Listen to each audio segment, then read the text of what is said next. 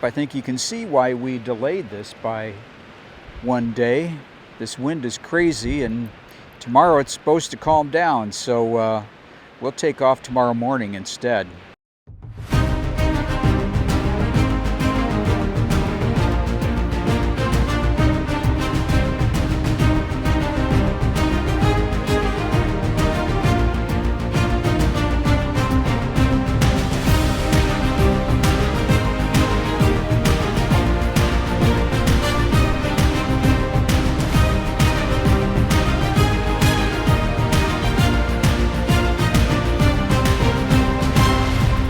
Well, good morning, everybody. Well, today's Friday, and we've been here in the Yuma area, which is actually we're at Winter Haven, California.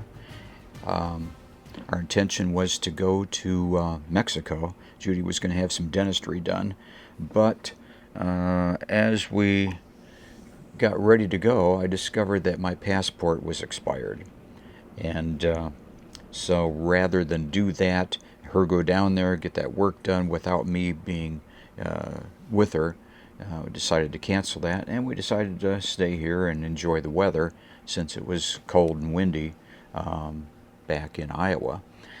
So, but we intended to leave today, being Friday, and last night the wind picked up like crazy. I mean, the slide toppers were flapping like crazy, and I mean, it was really high winds. Today it's calmed down a little bit, but not enough for us to travel. And I just want to show you here's my way of looking at this, how we're gonna why we're gonna delay another day here in Winter Haven. Take a look. Here we are here. That's our location right now, Winter Haven. I look down here at the weather, on the wind, I should say. Click on the wind. This is today. Now, the direction we're going is, like those little arrows show, we are going that direction. We're going to Gila Bend, and then we'll head up north. But you can see gusts to 33, 20. You know, we have a tailwind, so we'd be okay. But it's a pretty high wind. But look at tomorrow. Okay, winds drop down. Now, gusts to 28, but that's right up in here. So if we left about 7 o'clock in the morning, I think we'd be just fine. Now, get to Gila Bend, which is where we'll then head north. Check the wind. Today, again, it's pretty high. Tomorrow, expected winds, they start calming down. And Gila will be there probably about 2 hours to get there, maybe. So right about here, and we will get hit broadside. So we'll have to be a little careful. But overall, except for the gusts, the overall wind is going to come down. Then we make our way to Phoenix. Where's Phoenix?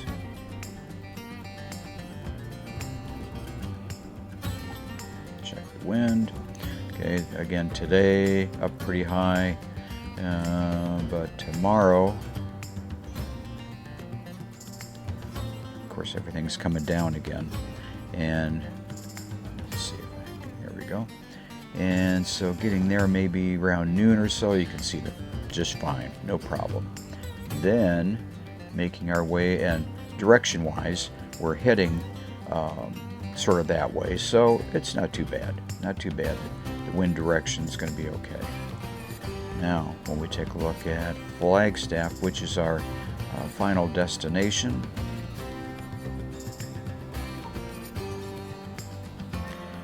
winds today gusting to 39 miles an hour, and I don't like that up there in the mountains. They can really be a little scary. But tomorrow,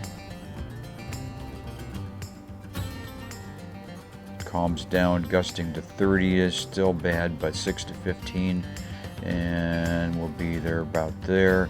So yeah, right at the tail end where the gusts are starting to come down. Anyway, So that's the way I look at this as far as what day to travel. I hate to delay our trip home by another day, but you know, I've driven this motorhome in high winds and had gusts hit us, and it's just not worth it to be rolling over in the ditch, you know, just to get home one day early. So anyway, that's our plan today. We'll stay here and sort of chill out. We're probably going to go to the grocery store, get some more food, and then we'll head off tomorrow morning early. Gigi, here's her routine. After she's gotten up, she's got her breakfast. Now it's time for her morning nap. Yeah, did you have a nice sleep last night? It was loud last night with the wind, wasn't it? Yeah, oh yeah. Oh yeah. Show everybody your spots. Yeah.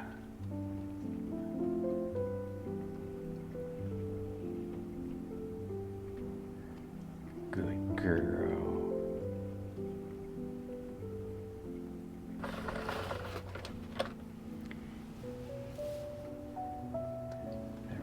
See the wind blowing those trees.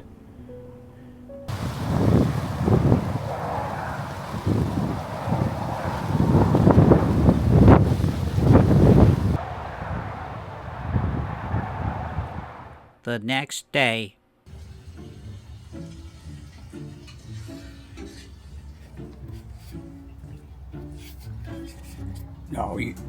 No, no. You don't need to go back here. No. You'll get hurt. Come here. Come on. Come here. No. No.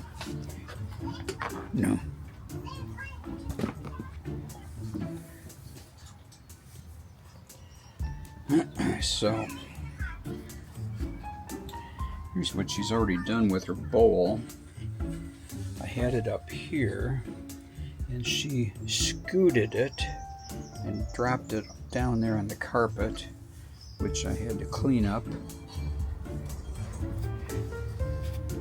She likes to scoot her food bowl around.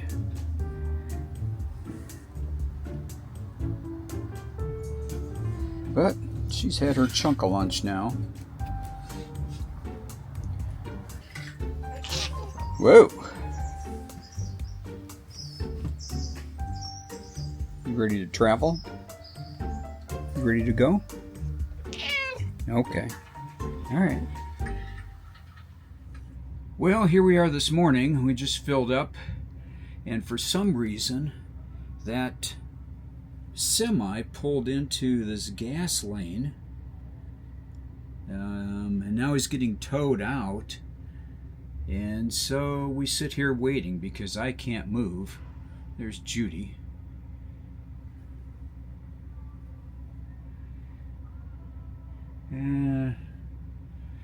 She's thinking maybe go that way.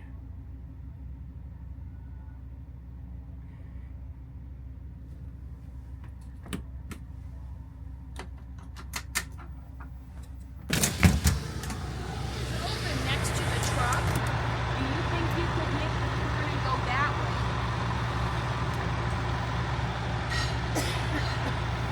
way? I'd say let's just wait a while longer.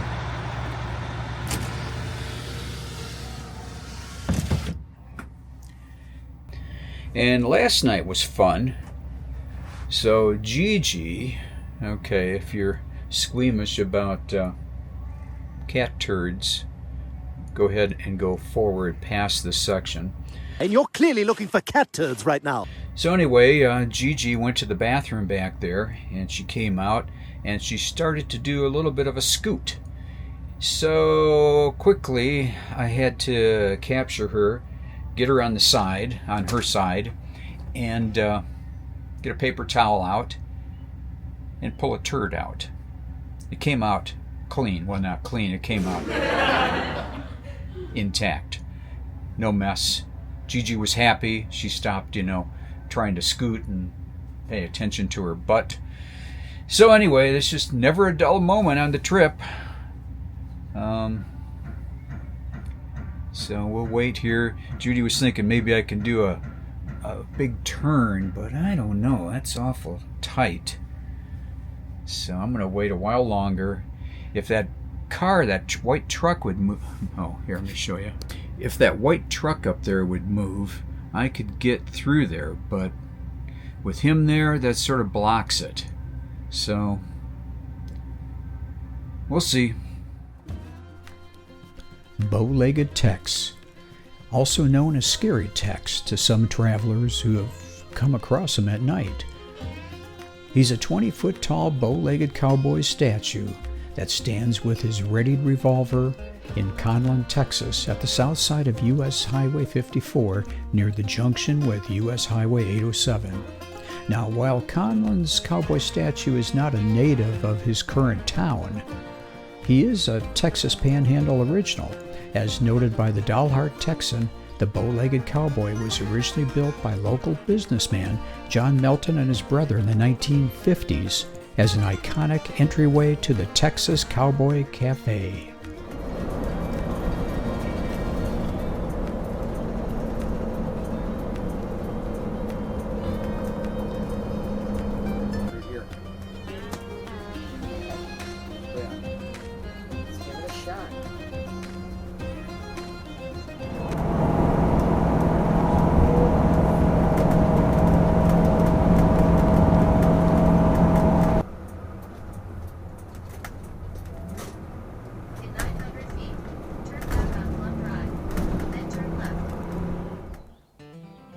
Well, just wanted to give an update.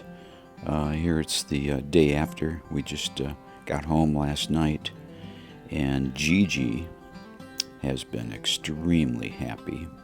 She's out here on the porch in the sun, and she loves it on her little sofa here. One of the things she did right away is she climbed up in her perch. You can see that in the corner there.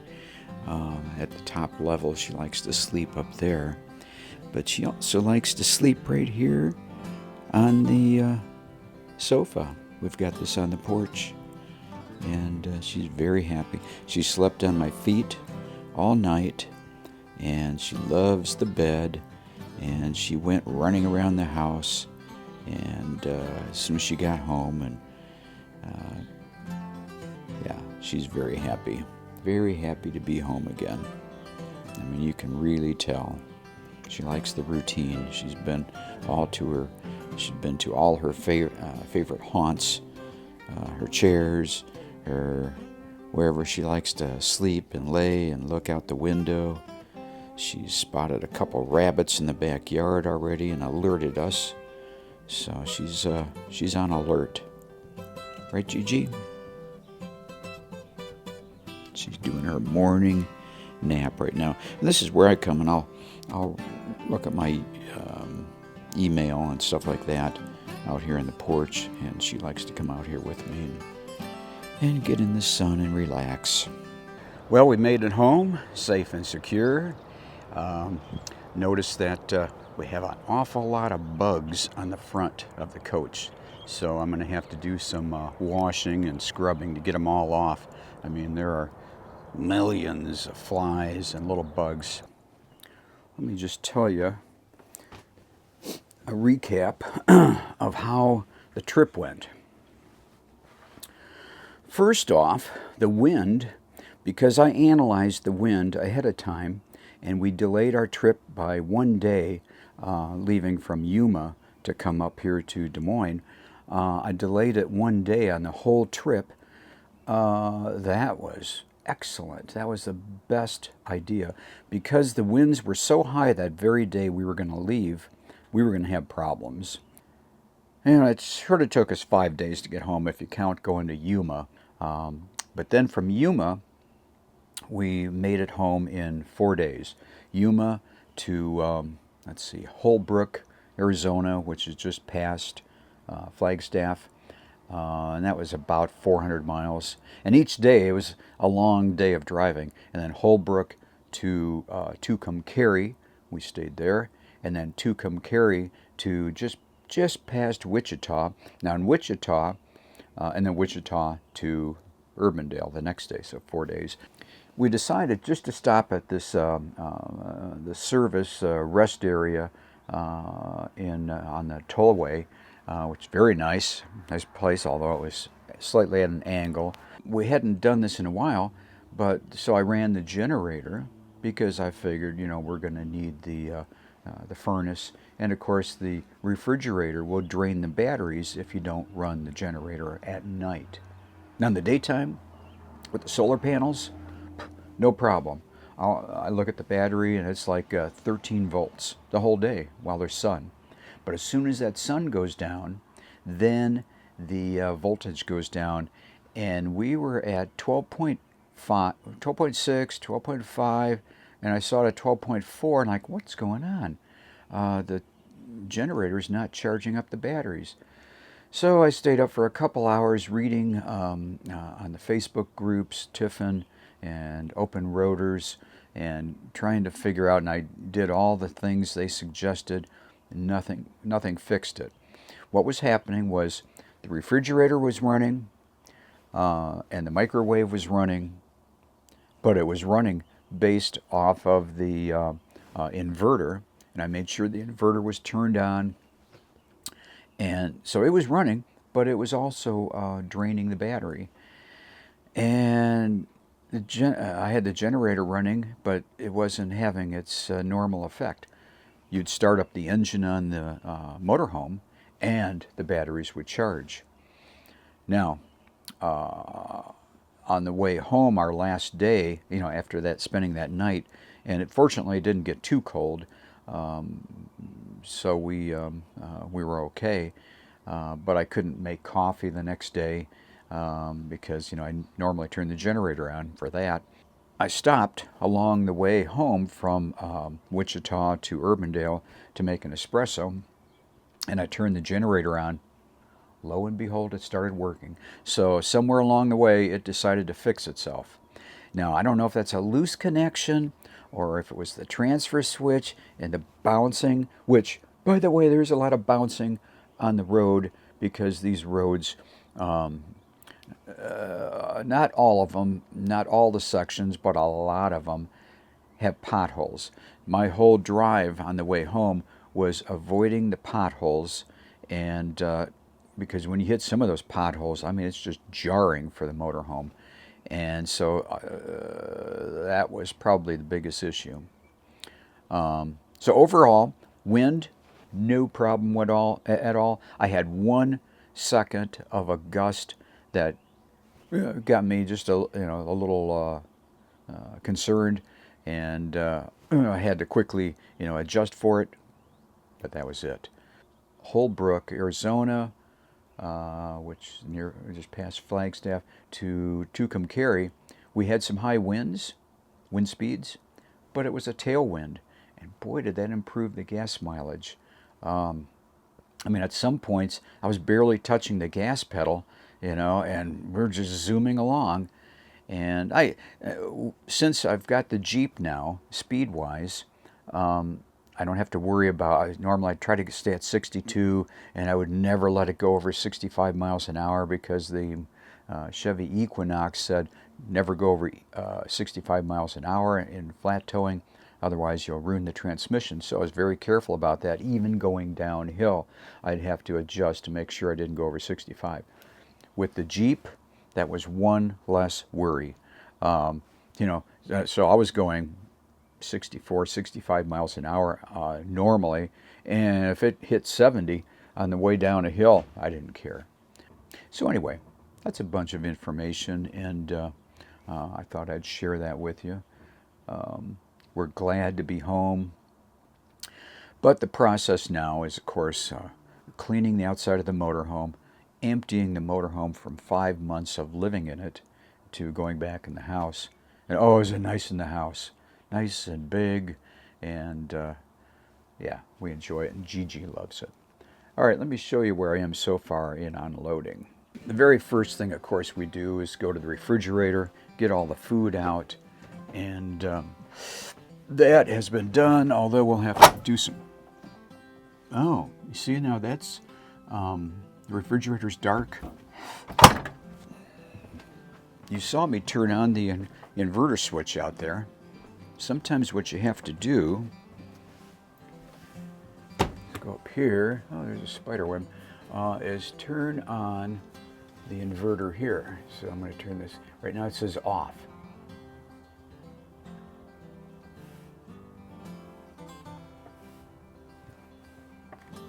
There we go, inverter. Inverting, okay, there you go.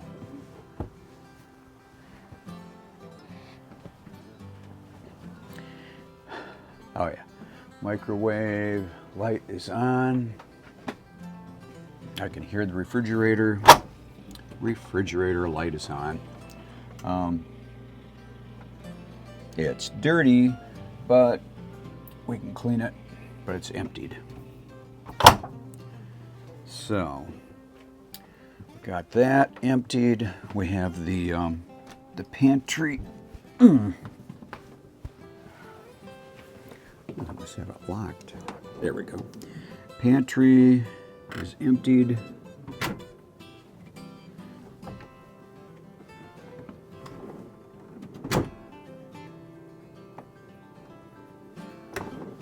What's going on here? Oh, there we go. And let me show you on this. Okay, generator's not running. This is just right off battery. And I've got 2 solar panels up on top. And look at their house battery, 13.4. That's what we like. Even with the refrigerator going and the inverter running.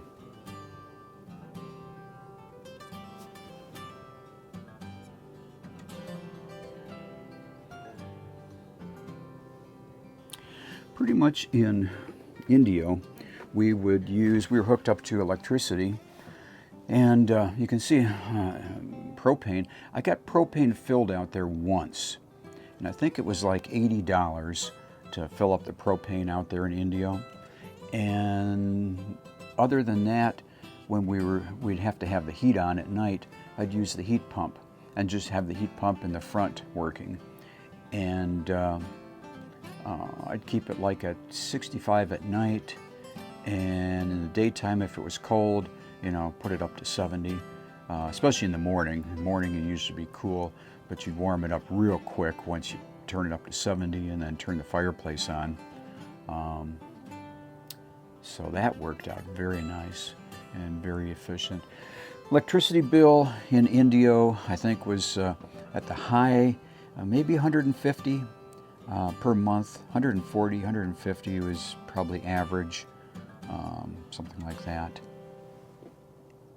Okay, well, that's a recap on our trip. We're glad to be home. We have a lot of trips planned for our Rocinante, the van, and that'll be fun. I'm going to enjoy driving that again. That's going to be good. When we go out, by the way, when we go out to check it, I think I'm going to be recording that because I'm a little concerned. I hope I didn't have any mice get in the van. It's stored in an inside storage area, but I mean there's holes everywhere in the storage area, so mice could easily get in. I did put some repellent in there, but we'll see if it worked, and hopefully everything starts up and works, and there's no leaks, because I did a real good job with the antifreeze this year. So anyway, thanks for watching. We sure do appreciate it.